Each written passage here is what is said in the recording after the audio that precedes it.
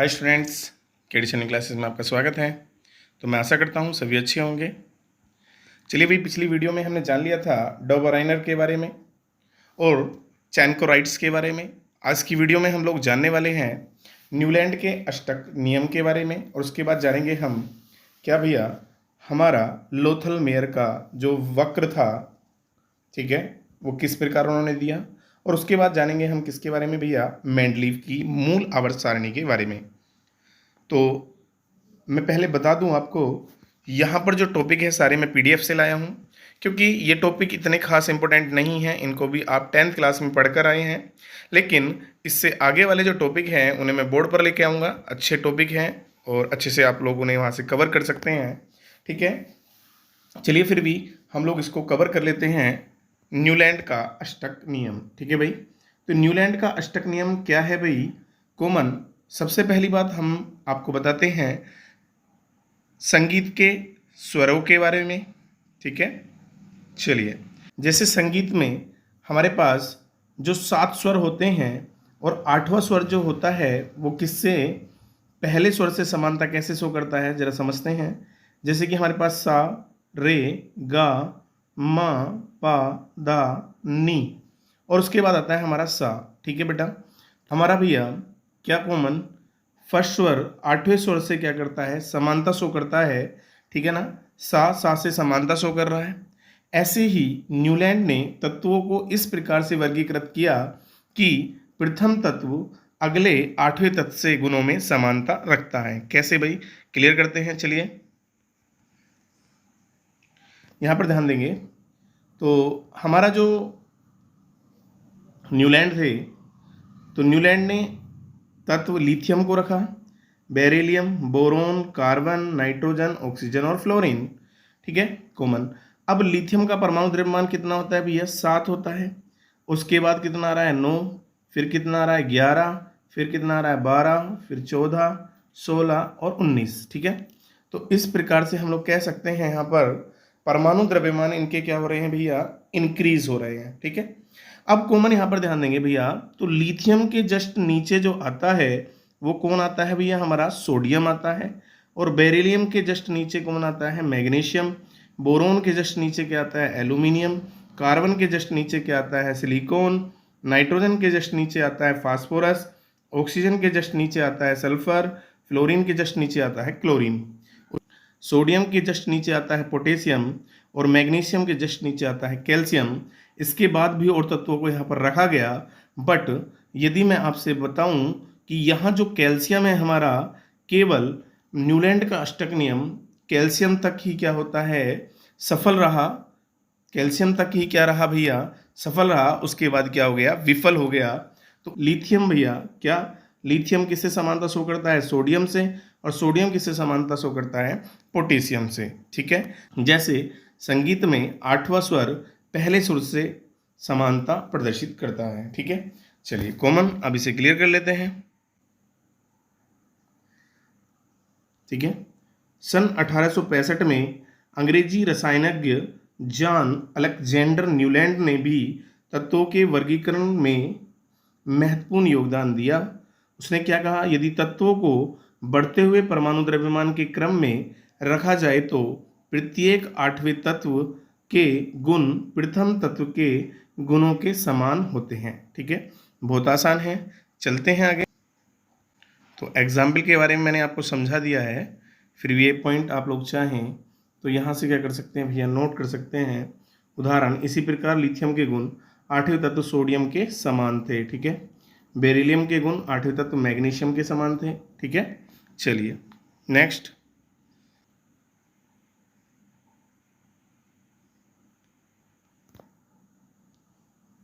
और संगीत के स्वरों के बारे में जो दिखाया गया है या नोट में, वो यहाँ पर लिखा भी गया है भैया। यह संबंध उसी प्रकार का था जैसे 8वें सांगतिक स्वर का संबंध प्रथम सांगतिक स्वर के साथ होता है, ठीक है। चलते हैं आगे।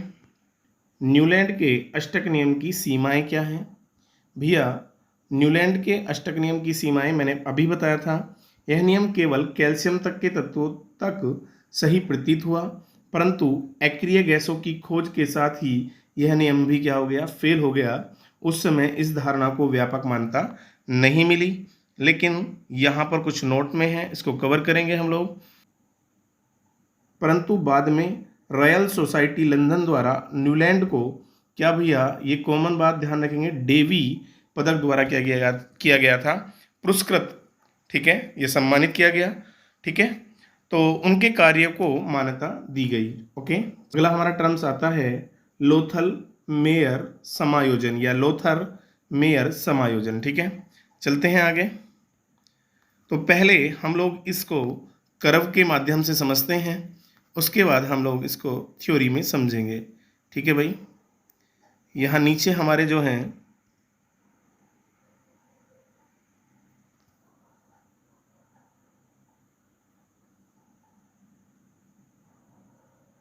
चलिए,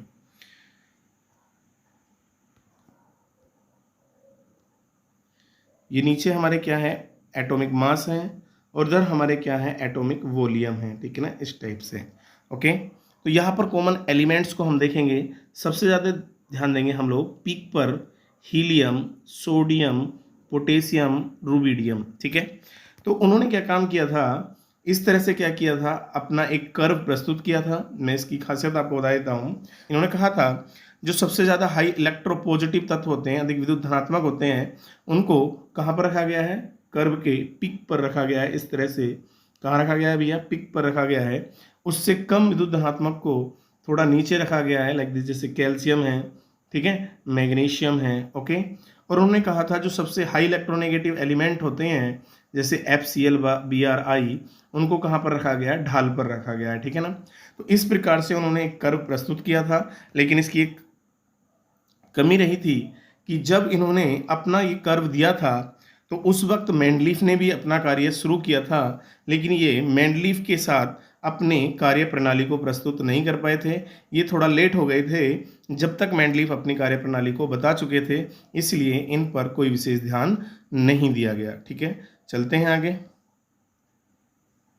सन 1869 में लोथर मेयर ने विभिन्न तत्वों के भौतिक व रासायनिक गुणों जैसे गलनांक, क्वथनांक, परमाणुीय आयतन आदि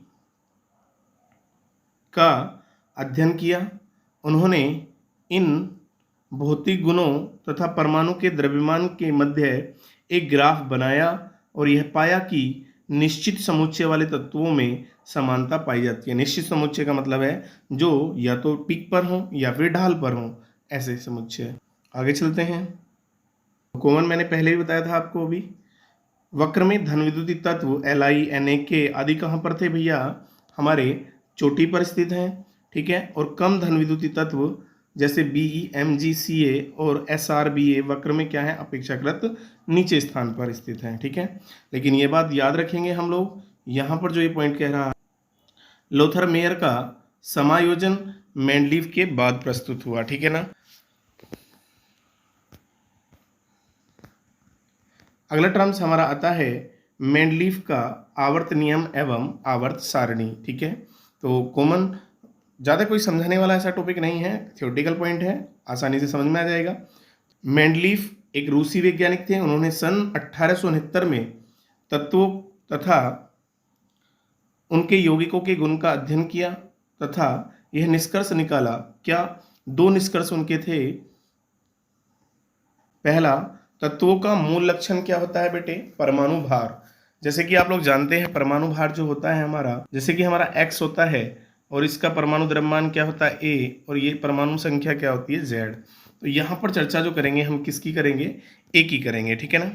चलिए, तो अगला पॉइंट कहता है यदि तत्वों को उनके परमाणु भार के बढ़ते हुए क्रम में रखा जाए तो समान गुणों वाले तत्व एक नियमित अंतर के बाद पुनः आते रहते हैं, ठीक है। बिल्कुल, इसके बारे में भी मैंने पहले आपको बताया था। ये टर्म्स हमारा आवर्तिता कहलाता है, ठीक है। आगे चलते हैं नेक्स्ट। अब मेंडलीफ का मूल आवर्त नियम क्या है, ठीक है बेटे। तो मेंडलीफ का मूल आवर्त नियम क्या है, तो कॉमन यहाँ से हमने मेन पॉइंट माना है किसको बेटे, परमाणु भार को।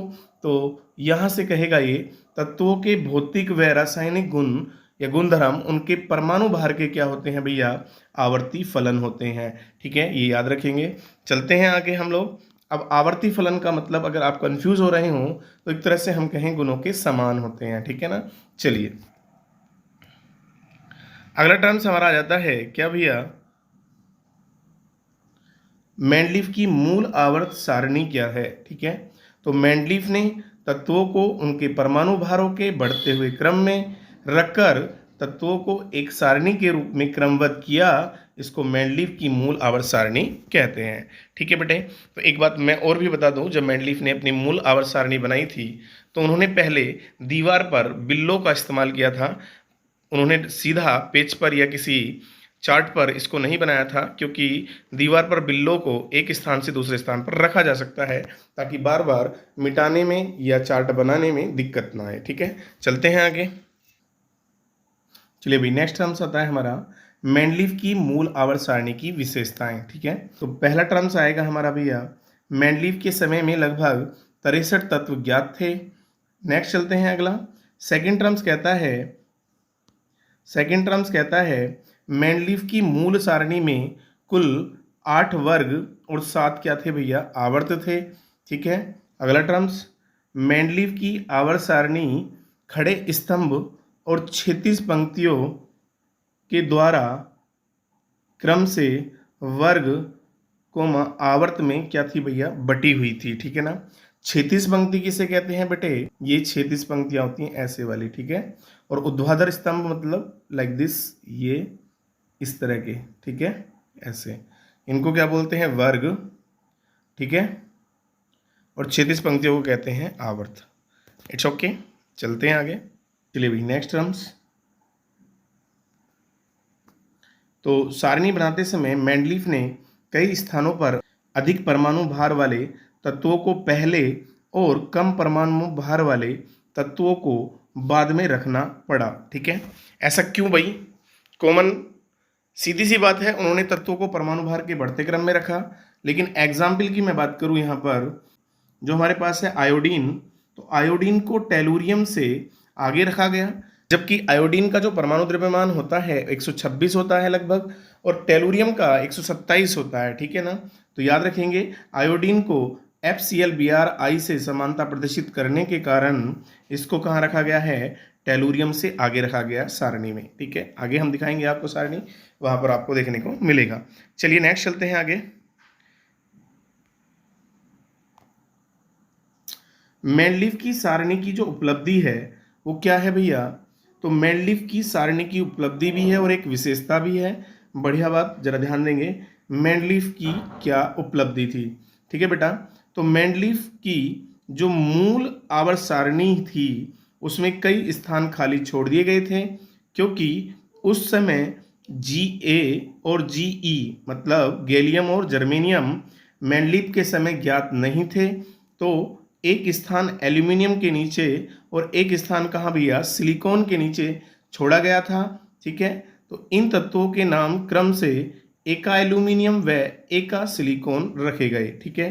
तो ध्यान रखना, यहाँ से ये इसकी उपलब्धि थी, क्योंकि मेंडलीफ को ये अनुमान था कि भविष्य में कभी ना कभी इन तत्वों की खोज होगी, और ऐसा हुआ भी, इसलिए इन्होंने इनके बारे में प्रागुक्त किया। आगे चलते हैं नेक्स्ट।